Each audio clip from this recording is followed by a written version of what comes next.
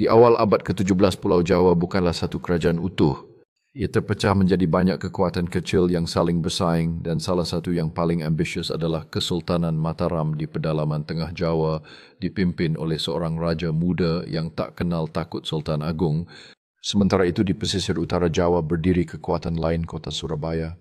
Ia adalah kota dagang yang kaya moden dan penuh pengaruh asing sekutu VOC, tempat berkumpulnya para saudagar bangsawan dan para raja kecil yang tak ingin tunduk pada Mataram. Mataram ingin menyatukan Jawa. Tapi Surabaya tak mau tunduk. Ia bukan sendirian, ia punya sekutu Madura, Tuban, Pasuruan, Lasem dan lainnya membentuk benteng aliansi pesisir yang kuat. Maka pecahlah perang besar, bukan hanya tentang kekuasaan, tapi tentang cara hidup.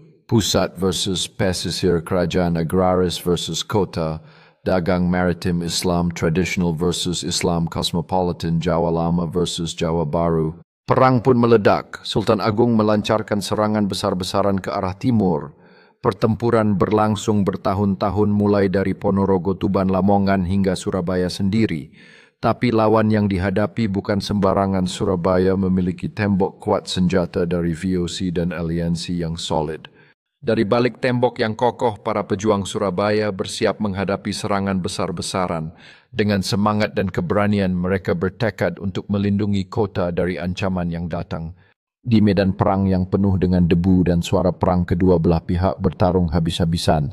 Suara teriakan dan dentingan senjata menggema menciptakan suasana yang tegang dan mendebarkan.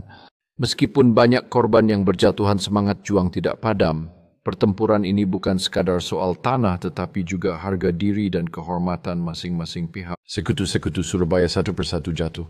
Pasuruan takluk, Madura tunduk. Akhirnya tahun 1125 Surabaya menyerah. Jawa akhirnya berada dalam satu genggaman. Tapi perang ini menyisakan luka. Kota-kota pesisir hancur. Aliansi dagang tercerai berai. VOC semakin kuat karena celah kekuasaan yang terbuka.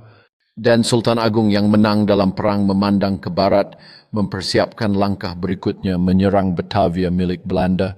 Perang Mataram versus Surabaya bukan hanya perang antar kota. Ini adalah momen besar ketika politik, budaya, ekonomi dan agama saling bertabrakan di tanah Jawa dan sejarah pun berubah selamanya.